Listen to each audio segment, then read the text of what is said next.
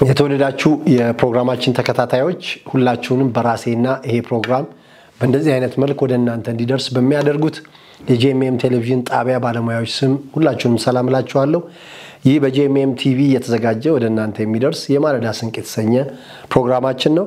ይህንን ፕሮግራም ወደ እናንተ ይዤ የመጣው ሲራይን አለምርሴ ይባላለሁኝ።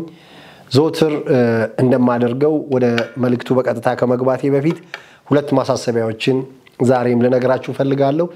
የመጀመሪያው ማሳሰቢያ በዚህ የቴሌቪዥን ጣቢያ የተለያዩ ፕሮግራሞች ወደ እናንተ እየደረሱ ይገኛሉ። በእነዚህ ፕሮግራሞች እየተገለገላችሁ እየተጠቀማችሁ ከሆነ ከቴሌቪዥን ጣቢያው ጋር አብሮ መስራት መልካም ነው፣ የጽድቅ ተግባር ስለሆነ ይህንን የቴሌቪዥን ጣቢያ በገንዘብ በአይነት መርዳት ማገዝ ከጎኑ መቆም ያስፈልጋል። ሁለተኛው በዚህ በማለዳ ስንቅ ፕሮግራም ላይ ያላችሁን ማናቸውንም አይነት አስተያየት ቴሌቪዥን ጣቢያው ስክሪን ላይ ባለው የስልክ መስመር ደውላችሁ አስተያየቶቻችሁን መስጠት ትችላላችሁ። ይሄን ስለምታረጉም ሰዎች እግዚአብሔር ዘመናችሁን ይባርክ ማለት ፈልጋለሁ። ይሄንን ካልኩኝ ዛሬ ወደ ምናየው መልእክት በቀጥታ ገባለሁ። ዛሬ ዮሐንስ ወንጌል ምዕራፍ 13 ከቁጥር 14 እስከ 17 ያለውን የመጽሐፍ ክፍል አብረን በጋራ እናያለን። እንደምታውቁት ይህ ፕሮግራም ከ20 ደቂቃ ላነሰ ለአጭር ጊዜ ወደ እናንተ የሚደርስ ፕሮግራም ስለሆነ ምናልባት አሁን ቤት ውስጥ ሆናችሁ በዚህ ሰዓት ወደ ስራ የምትወጡ ካላችሁ ምግብ የምትበሉ ቤት ውስጥ የሆነ ስራ የምትሰሩ ሰዎች ካላችሁ የምታደርጉትን ነገር አፌክት ስለማያደርግ እየሰራችሁ እየተዘጋጃችሁ ልታዳምጡ ስለምትችሉ በቤት ውስጥ ያላችሁትን ሁሉ ከታላቅ አክብሮትና ፍቅር ጋር ከዚህ ፕሮግራም ታዳሚ እንድትሆኑ ተካፋይ እንድትሆኑ ጥሬን ለማስተላለፍ ፈልጋለሁ። ይሄን ካልኩ ዛሬ ወደምናየው የዮሐንስ ወንጌል ምዕራፍ 13 ቁጥር 14 እስከ 17 ወዳለው መልእክት መጣለው። እንደዚህ ይላል።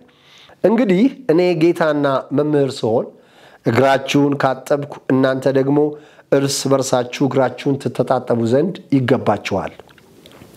እኔ ለእናንተ እንዳደረግኩ እናንተ ደግሞ ታደርጉ ዘንድ ምሳሌ ሰጥቻችኋለሁና እውነት እውነት እላችኋለሁ ባሪያ ከጌታው መልእክተኛም ከላከው አይበልጥም።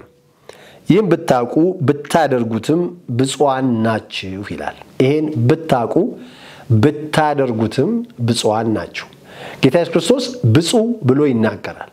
የተመሰገነ ብፁዕ ወይም የተመሰገነ። እናንተ ይህን ብታውቁ ብታደርጉትም ብፁዓን ናችሁ። ሁለት ነገሮች አንድ ላይ ያመጣል። ብታውቁ እንደገና ብታደርጉ እናንተ ብፁዓን ናችሁ። ማን ነው ብፁዕ? ማን ነው የተመሰገነ? የሚያውቅና አውቆ የሚያደርግ ነው። ጌታ ኢየሱስ ክርስቶስ እንግዲህ እግራቸውን ነው ያጠበው የደቀ መዛሙርቱ። መምህርና ጌታ ትሉኛላችሁ። እናንተ እንግዲህ ጌታና መምህር ስሆን እግራችሁን ካጠብኩ ይላል። ቁጥር 16 ላይ እናንተ መምህርና ጌታ ትሉኛላችሁ፣ ከላይ መምህርና ጌታ ትሉኛላችሁ ይላል። ከዛ የሚገርመው እንግዲህ እኔ ጌታና መምህር ስሆን እግራችሁን ካጠብኩ አደረገ ጌታ ኢየሱስ። መምህርና ጌታ ከሆንኩ እግራችሁን ካጠብኩ እናንተ ደግሞ እርስ በርሳችሁ እግራችሁን ትተጣጠቡ ዘንድ ይገባችኋል። እንግዲህ ጌታ ኢየሱስ ክርስቶስ መምህር ነው፣ ጌታ ነው። እነሱም መምህርና ጌታ ይሉታል። መምህር መሆን ጥሩ ነው፣ ጌታ መሆን ጥሩ ነው፣ አለቃ መሆን ጥሩ ነው፣ መሪ መሆን ጥሩ ነው፣ ከላይ መሆን ጥሩ ነው። እግዚአብሔር ይመስገን ስለ ባለስልጣናት፣ ስለ መሪዎች፣ ተቋም ስለሚመሩ፣ የሃይማኖት ተቋማትን ስለሚመሩ፣ ልዩ ልዩ ድርጅቶችን ስለሚመሩ፣ በዓለም ላይ ስላሉ መሪዎች እግዚአብሔር ስሙ ይባረክ። ጥሩ ነው አለቃ መሆን፣ መምህር መሆን ጥሩ ነው፣ ጌታ መሆን ጥሩ ነው። ግን የጌቶች ጌታ የሆነው ጌታ ኢየሱስ መምህርና ጌታ ሲሆን እግራችሁን አጠብኩ ይላል።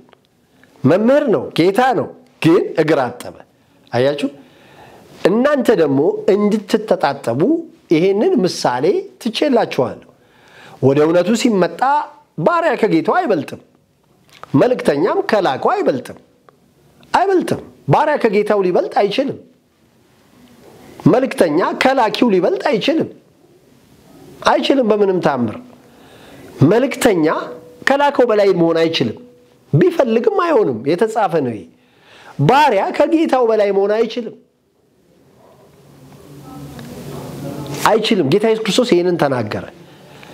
እውነት እውነት እላችኋለሁ ባሪያ ከጌታው አይበልጥም፣ መልእክተኛም ከላከው አይበልጥም። ይህን ብታውቁ ብታደርጉትም ብፁዓን ናችሁ። እንግዲህ ይሄንን ማወቅና ማድረግ አስፈላጊ ነው። እንግዲህ መልእክተኛ ባሪያ ይሄንን ሊያቅ ይገባል ይሄንን ማወቅና ማድረግ ያስፈልጋል ብሎ ጌታ ኢየሱስ ይናገራል እንደውም የመጨረሻው ቃል ይህም ብታውቁ ብታደርጉትም ብፁዓን ናችሁ ይላል የተመሰገናችሁ ናችሁ ይሄንን ብታውቁ ብታደርጉት ጌታ ኢየሱስ ክርስቶስ እንግዲህ አንድ የሚያቀው ነገር አለ አንድ ያደረገው ነገር አለ በዚህ ታሪክ ውስጥ ለምሳሌ እግር ማጠብ የደቀ መዛሙርቱን እግር ማጠብ መምህርና ጌታ ነው የነሱ የበላይ ነው ግን አንድ ዕውቀት እሱ ጋር አለ እግር ማጠብ የሚል ዕውቀት እሱ ውስጥ አለ ዕውቀቱን ይዞ አልቀረም ጌታ ኢየሱስ ዝቅ ብሎ ማበሻ አምጥቶ እግራቸውን አጥቧል ግን እኮ በዚህ ሂደት ውስጥ ማን ነው የበላይ ማን ነው ባሪያ ማን ነው ጌታ ባሪያ ከጌታው አይበልጥም ማን ነው ጌታ ጌታ ኢየሱስ ነው ማን ነው ላኪ ጌታ ኢየሱስ ነው እነማን ናቸው ባሮች እግራቸውን የታጠቡት ናቸው እነማን ናቸው መልእክተኞች እግራቸውን የታጠቡት ናቸው አለቅነት ጥሩ ነው ጌትነት ጥሩ ነው መሪነት ጥሩ ነው መምህርነት ጥሩ ነው መምህርና ጌታ ሲሆን እግራቸውን አጠብኩ ጌታ ኢየሱስ ክርስቶስ እግራቸውን አጥቧል ወደ ድርጊት ቀየረው ከማጠቡ በፊትስ ማጠብ የሚባል ዕውቀት አለ ማጠብ የሚባል ተግባር አለ በመጀመሪያ ዕውቀት ነው በመጀመሪያ ቃል ነበር ይሄ ጌታ ኢየሱስ ግን ዝቅ ብሎ መምህር ሆኖ ጌታ ሆኖ እግራቸውን አጥቧል ዛሬ ይህንን ፕሮግራም የምትካፈሉ ሰዎች የልጆቻችሁን እግር ታጥቡ ይሆን እኔ አላውቅም የምታገለግሏቸውን ሰዎች እግር ታጥቡ ይሆን እኔ አላውቅም የቤተሰቦቻችሁን እግር ታጥቡ ይሆን እኔ አላውቅም ዝቅ ብላችሁ ሌላውን ትረዱ ይሆን እኔ አላውቅም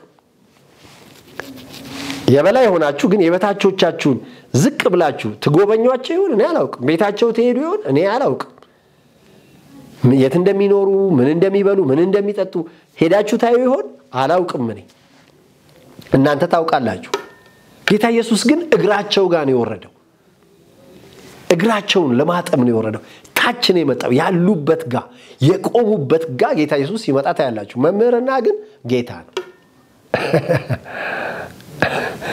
ያ የእግዚአብሔር ልጅ ጌታ ኢየሱስ እግራቸው ጋር ወርዶ ያጠበ እግር ማጠብ መጽሐፍ ጠቅሰን በአንዳንድ ምኩራብ እንደሚደረግ አይደለም ሰዎቹ ያሉበት ቦታ መሄድ ምን እንደሚበሉ ማየት እንዴት እንደሚኖሩ ማየት እግራቸውን አጠበኮ የሚለው ጌታ ኢየሱስ የመጨረሻ የቆሙበት ቦታ ሄዷል የቆሙበት ስፍራ ጋር ዝቅ ብሏል ሄዶ የሚበሉትን የሚጠጡትን እኮ እንደማየት ማለት ነው መኖሪያቸውን እንደማየት የት እንደወደቁ እንደማየት ማለት ነው እግር ማረፊያ ነው ያን ስፍራ ነው ጌታ ኢየሱስ ያጠበው እዚያ ስፍራ ጋር ነው የወረደው ኢየሱስ እግራቸው ጋር ነው የወረደው ሄዶ ጥጋቸውን አይቷል ማለት ነው አንዳንድ ሰው እግር ያጥባል ጥሩ ነው ጥሩ መለኮታዊ ምልክት ነው ግን እኔ ዛሬ ትንሽ ጠንከር ላርገውና ትርጉሙን ወደ ታች አውርጄ ልናገር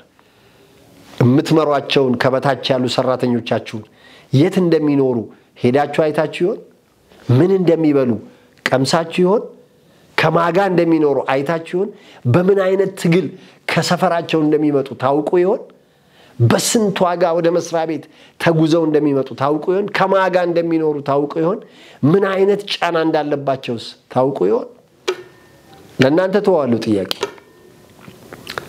ድርጊት ይፈልጋል እልቅና አለቅነት ድርጊት ይፈልጋል ቦታው ድረስ መሄድ ይጠይቃል የምትመሩት ህዝብ ቤት ነው የሚኖረው የምታገለግሉት ህዝብ ምን ውስጥ ነው የሚኖረው ምንድነው የሚበላው ከነማጋ ነው የሚኖረው የከተማ ነው የሚኖረው ከየት ነው እየመጣ የሚያገለግለው ከየት ነው እየሮጠ የሚመጣው እዛ መስሪያ ቤት እንዴት ነው የምትመሯቸው ሰዎች ከየት ነው የሚሰበሰቡት ከየት ሰፈር ነው የሚወጡት ምን አይነት ጫና ነው ያለባቸው ምን አይነት ፋሚሊ እየመሩ ነው እንደው እግራቸው ጋር ዝቅ ብላችሁ ታች ሄዳችሁ ታዩ ይሆን ጌታ ኢየሱስ ይሄንን ያደረገው ጌታ ኢየሱስ ክርስቶስ ይሄን ያደረገ ጌታ ነው ሄዶ ነው ከሰፈር የጠራቸው አሳ ከሚያጠምዱበት ነው የጠራቸው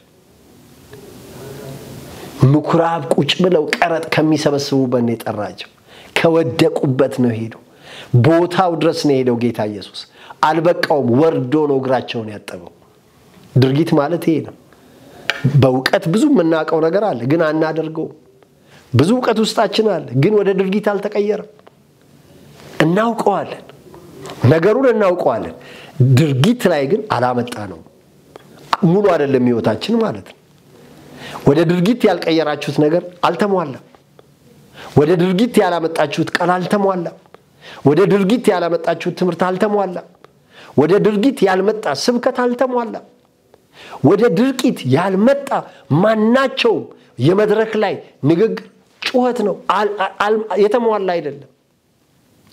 አይደለም ብታደርጉት አለ ኢየሱስ ይህን ብታውቁ ብታደርጉትም ብፁዓን ናችሁ ይሄ ነው ማሰሪያ ይህንን ብታውቁ ብታደርጉትም እናንተ ብፁዓን ናችሁ አያችሁ ዕውቀትና ድርጊት ተዛምደው ሲሄዱ ነው ወደ ብፁዕነት የሚመጣው ሰው ማን ነው ብፁዕ እኮ የሰማውን ቃል የሚያደርግ ነው ትውልድ ሁሉ ብጽዕት ይሉኛል ትላለች ማርያም ትውልድ ሁሉ ብጽዕት ይሉኛል የተመሰገንሽ ይሉኛል ሃው ለሰማችው ቃል ለድርጊት ራሷን አሳልፋ ሰጣለች እንዴት ብጽዕት አትሆንም እንዴት የተመሰገነች አትሆንም እንዴ ግድ እኮ ነው ሰው የሰማውን ቃል ሲያደርግ ብፁዕ ነው የተመሰገነ ነው አንዳንድ ሰው እኮ ስለ ብፁዕ ስለሆኑ ሰዎች ይናገራል እሱ ግን ብፁዕ አይደለም በእነሱ ውስጥ መሸፈን ይፈልጋል በማርያም ውስጥ መደበቅ ይፈልጋል እሱ ግን በህይወቱ አንድ ቃል አይተገብርም አንድ የሰማውን ቃል መሬት አያወርድም ግን በማርያም ውስጥ ተደብቆ ሃይማኖት ማስፋፋት ይፈልጋል ወገኖቼ ብጽዕና የሰማነውን ቃል ከመተግበር የሚመጣ ነው ብጽዕና የሰማነውን ቃል መሬት ከማውረድ የሚመጣ ነው ማን ነው ከመሪዎች ብፁዕ ማን ነው ከሰዎች ብፁዕ የሰማውን ቃል የሚተገብር ነው የሰማውን ቃል አካል የሚያስይዝ ነው የሚያውቅና የሚያደርግ ነው ጌታ ኢየሱስ እኮ አለ ይህን ብታውቁ ብታደርጉትም ብፁዓን ናችሁ ሰምቶ የሚያደርግ አውቆ የሚያደርግ ነው ብፁዕ ወደ ብጽዕና ማደግ አለብን ወደ ብጽዕና ከፍ ማለት አለብን ህይወታችን ወደ ብጽዕና መሻገር አለበት ወገኖቼ ጌታ ኢየሱስ ክርስቶስ ብፁዕ የሚለው ማን እንደሆነ አስቀምጧል ይህን ብታውቁ ብታደርጉትም እናንተ ብፁዓን ናችሁ ይህን ብታውቁ ብታደርጉትም ብፁዓን ናችሁ ይላል የሚያውቁና የሚያደርጉ ናቸው ብፁዓን ያውቃሉ ያደርጋሉ ይሰብካሉ ያደርጋሉ ያውጃሉ ያደርጋሉ ይናገራሉ ያደርጋሉ ብፁዓን እነማን ናቸው ይናገራሉ ራሳቸው ያደርጋሉ የማድረግ ምሳሌም ናቸው የመናገር ብቻ ሳይሆን የማድረግም ምሳሌ ናቸው ጳውሎስ እንዲህ አለ አትስረቁ ትላለህ አንተ አለ አትስረቁ ትላለህ አንተ ግን ቤተ መቅደስ ትዘርፋለህ በጣም እኮ ነው የሚገርመው ያን ያልከውን አታደርገው አትስረቁ ብለህ ያትፈጽሙ ብለህ አንተ ግን ያንን መመሪያ አታደርገው ያንን ያስተላለፍከውን መመሪያ በጣት አትነካው ቀንበር ትጭናላችሁ አለ ፈሪሳውያንን ታመጡና ቀንበር ትጭናላችሁ በሰው ላይ እነሱ በጣታቸው ሊነኩት የማይፈልጉትን በሰው ላይ ይጭናሉ እያመጡ ይጭናሉ እነሱ ግን አይነኩትም በጣታቸው አይነኩትም ይሄ የብጽዕና መንገድ አይደለም ይሄ የምስጋና መንገድ አይደለም ብፁዕ ማን ነው የሚያደርግ ነው ብፁዕ ይሰማል ከዛ ያደርጋል ይሄን ነው ጌታ ኢየሱስ ክርስቶስ የሚነግረን ይሰማና ብፁዕ ማን ነው ያን የሰማውን ያደርጋል መምህርና ጌታ ነኝ እኔ መምህርና ጌታ ሰውን እግራችሁን አጠብቁ እናንተ ደግሞ እርስ በርስ እንድትተጣጠቡ ምሳሌውን ትቼላችኋለሁ ምሳሌውን የተቀበሉ አሁን ብፁዓን እነማን ናቸው አሁን ልክ ጌታ ኢየሱስ እንዳደረገው የሚያደርጉ እዛታች ዝቅ የሚሉ ቦታው ጋር የሚመጡ ሄደው የሚጎበኙ ሰዎች ያሉበትን ሄደው የሚያዩ እዛ እግር ስር የሚመጡ ማለት ናቸው ብፁዓን ጌታ ኢየሱስ ክርስቶስ ይሄንን ነው የሚናገረው ወገኖቼ በቀረው ዘመናችሁ የድርጊት ሰው መሆን አለባችሁ በቀራችሁ የዕድሜ ቁጥር የተናገራችሁትን የምታረጉ መሆን አለባችሁ። የሰማችሁትን የምታረጉ መሆን አለባችሁ። ያኔ ብፁዓን ትሆናላችሁ። ያኔ ብጽዕና የናንተ ይሆናል። ስለዚህ ወገኖቼ ዛሬ የሰማችሁት ቃል እኮ በህይወታችሁ ወደ ተግባር ስታመጡት ብጽዕና የናንተ ድል ፈንታ ነው። ብጽዕና ዝም ብሎ አይመጣም፣ ቃል ውስጥ ነው ያለው። የተመሰገነ መሆን ብፁዕ መሆን ስለፈለግነው የሚመጣ አይደለም። ነገር ግን የሰማነውን ቃል የተናገርነውን ቃል የተቀበልነውን መመሪያ ያለብንን ኃላፊነት ስንፈጽም አካል ስናሲዝ ስንተገብር ያኔ ብፁዓን ነን። ማን ነው ብፁዕ ከሰው ልጆች መካከል? ዛሬ አሁን ይህን ቃል ከምትሰሙኝ መካከል ማን ነው ብፁዕ? ማን ነው ከኛ መካከል ብፁዕ? እናንተ ቤት አሁን ብፁዕ ማን ነው? የተግባር ሰው ነው። ያን የተናገረውን የሚያደርግ ያ የተነገረውን የሚያደርግ የሰማውን ነገር ወደ ተግባር የሚቀይር እሱም የተናገረውን ነገር ወደ ተግባር የሚቀይር ያለውን ዕውቀት ተግባራዊ የሚያደርግ ያ ሰው በእርግጥም ብፁዕ ነው። እባርካችኋለሁ በጌታ በኢየሱስ ክርስቶስ ስም። ዛሬ የሰማችሁት ቃል በሕይወት ዘመናችሁ ሁሉ ይከተላችሁ። ቃል ሰምታችሁ ድርጊት ውስጥ የሌላችሁ ሰዎች እንድትሆኑ የሚያደርግ ክፉ ለዘላለም አይሳካለት።